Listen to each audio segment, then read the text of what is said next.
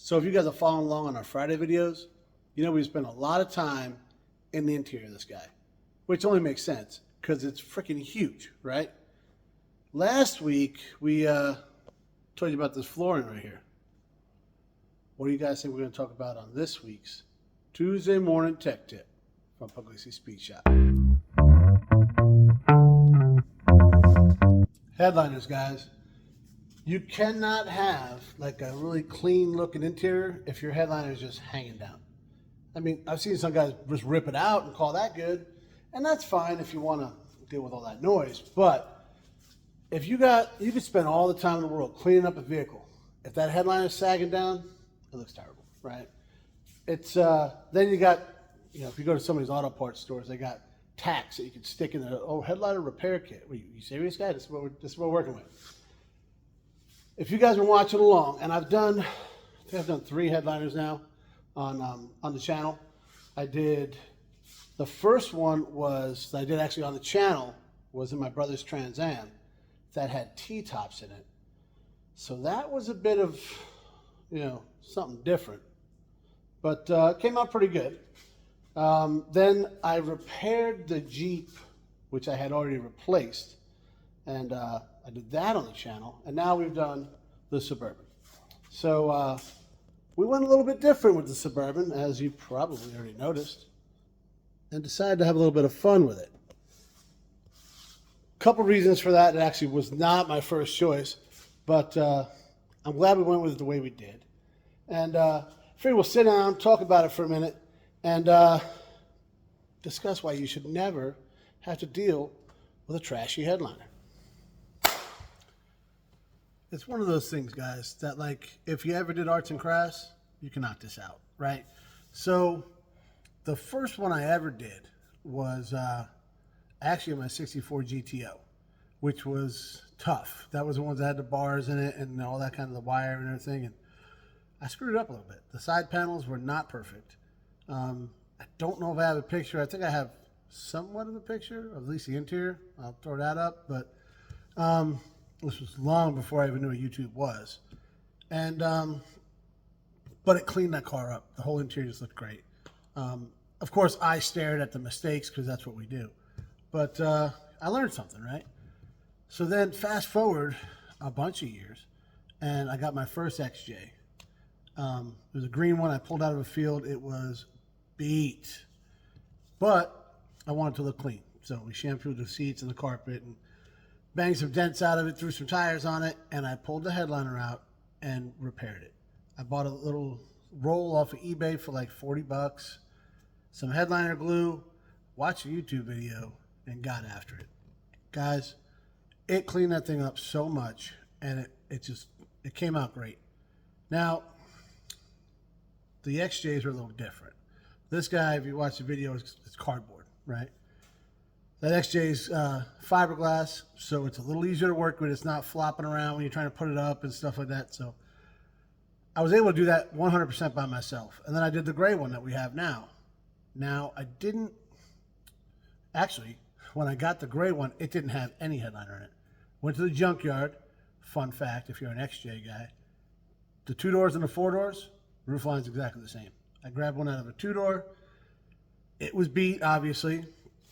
And I used a different type of headliner glue, and it didn't work the best. After it got hot, summer came through, I had to redo it. And it's kind of looking like I might have to redo it again because I used that same not great product. So I'll have a kid put the picture up of what we did use and what's definitely recommended. That changed that whole XJ too. Then we did my brother's Trans Am when we did the interior on that. We did the dash. We did a little bit of work everywhere in it. Some of that was a little harder. Number one, the T-tops, trying to get the cuts right and stuff. That was something I never did before. But my brother also was trying to save it, right? It was starting to hang, so he took some crazy glue and put it in there and thought that would hold it up. Don't do that, guys. We found out as we were trying to get the glue off of that one, crazy glue don't come off. So how you saw me in the video just whisk all that stuff away, that don't happen. We had to cut it out, fiberglass repair it, and everything else. So Temporary fixes with crazy glue, not a good idea. All right. And then, well, we haven't really messed with it for a while. And then this one. And this one was a bear. You guys saw me wrestling, getting it out. I had the kid down here, the two of us wrestling, getting it in. A few reasons. That fiberglass isn't going to warp, right? This cardboard did. It gets a little floppy. Look at the roof line on this thing. It's two separate pieces with a beam in the center. So it was a little tougher than we thought it was going to be, right? Here's a mistake I made. I mean, I make a bunch, but I bought the glue, and the headliner itself wasn't ripped, and like usually those cloth ones are torn or sagged. You can't do anything with them. And this was vinyl, and I was like, oh, I can just re-adhere the vinyl. And I didn't really pay a lot of attention. When I took all the trim off of that, it just fell out because there was no adhesive left. It's okay. And then I realized that all the foam on the back of that headliner was on the cardboard. And the headliner itself had like perforated, holes all the way through it. So if I sprayed that stuff on there and then I squeegeed over it, that would have been a problem. It would have come out of all the holes, never would have adhered right, and would have looked terrible. And then I would have a huge mess because you saw in the video that stuff stuck right now, So I would have never gotten it off. I'd have the cardboard destroyed. I would have had to buy a whole new thing, which is, you're looking at $600-700 because, did I mention it's huge? Right? So before I made that mistake, I said, we got to get something. And I'm usually a mild guy. I would just put like the stock colors back in or whatever. And I've seen some done up. Guys will do the camo and, beer can, beer logos or whatever. There's always something your favorite sports team, whatever you want to do. Possibilities are endless, right? That's the good thing about messing with any kind of material. You go to one of these stores, and the possibilities are endless. So I initially wanted to do like a plaid thing, kind of similar to my shirt I'm wearing right now. Then I realized, could you imagine trying to get these lines straight and then lining them up from the one side? Oh man, it would have been terrible.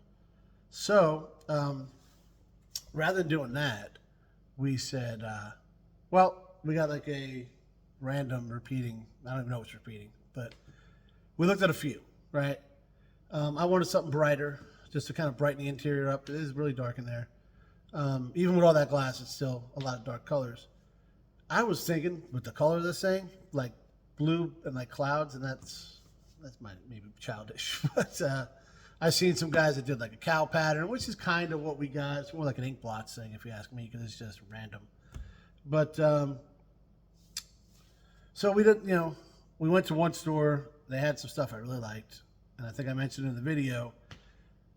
This is huge. I've said this like 6 times, but so I needed 4 yards, 2 for the front, 2 for the back. They only had 2 yards of this stuff, and it was $4 a yard. So it was like I was on clearance. That's why that's all they had. So I couldn't use it, and that sucked. And then I kind of got, I kind of threw a temper tantrum when I couldn't get what I wanted. And Megan was with me. She was helping me trying to pick out a different pattern or whatever. I wasn't really liking the other stuff they had there. We went to this different store and found this one that the other one was like a brownish cow print or a black. This was like a gray. And like I said, it's not really a cow print. I liked it better. And then I'm sitting, I kept second guessing it, guys, because it wasn't my first choice, right? So I kept looking at, and then finally she's like, just get it. And I did. When I put it onto the backing, I was like, you know what, this looks pretty good. Now that I see it there, every time I see it there, I actually like it a little better. Nobody else is going to have it, right? It was so easy to work with because it had that backing on it. I think I showed you in the video, but it's got like a, hold on, let me go grab some. And we're back. So I grabbed the headliner adhesive. This is the good stuff, the 3M. It sets up quick, so be ready, all right? And here's the material. This is like some remnants of it or whatever, right? That's what we have in the headliner. Now looking at the back of it, you can see it's like a, like a rubberized coating, which really adhered well and made sure that the adhesive didn't bleed through. So if we were to use like a felt or something like that without this backing, I was afraid that you'd really see it kind of matte down, you know, just because it would bleed through. And this is like a, you can really tell on here, but it's like a suede feeling almost. It's really cool. So that was a happy little accident. We don't make mistakes. We have happy accidents. Because I did not want to do anything like that. Like I said, I'm kind of a mild type of guy. I like to just kind of put it back, pretty much stock, that kind of stuff. I'm not usually a custom paint guy or any of that kind of stuff. But I think it was a good choice. I think it fits the vehicle because nothing on this thing is perfect, which is kind of the idea behind the whole build, right? The only problem with this stuff that upset me was it was not $4 a yard. So if I could have gotten the $4 a yard stuff, I could have fixed it for 16 bucks. That sounds like the math is mathing right there. This was $30 a yard. So luckily it was 25% off. So instead of 120 bucks, it cost me 100, which is about what the headliner material is going to cost you on something this big. It goes in yards, just like every kind of fabric material. You buy the stuff in yards. If I spent, well, I only saw just the local stores to go to, right? We have Michael's and Joann's and Hobby Lobby is basically all we have around here. I don't think we even made it to Michael's, but that's fine. I don't even know if they sell fabric. Who cares? I got it done. But the thing is, like, if I would have had some more time and I could like research it online or maybe gone to like a bigger fabric store, that's all they have or whatever. I'm sure I could have figured, found something that I absolutely loved. Not that I don't like this one. It's just, I'm not a sports guy, but I don't know, Chevy truck stuff or PBRs or something. I don't know, guys, something. And so you want to plan it, right? That's what I'm saying. You want to plan your project out, and that's just good advice for anything. But I didn't. I got lucky, and so that was pretty good. So basically, guys, what I'm saying here, right? There is no reason for you to be running around with a headliner sagging down, especially if you're in a pickup truck or something. You could probably get enough material for like 20 bucks, if that. Pop it down, put it, glue it. It's quick, guys. And it doesn't have to be perfect. It's going to be better than blowing around the wind hitting you in the head, right? So now that you guys saw this, you saw how easy it is and relatively inexpensive. Stop driving around with them trashy headliners. Thanks for watching, guys.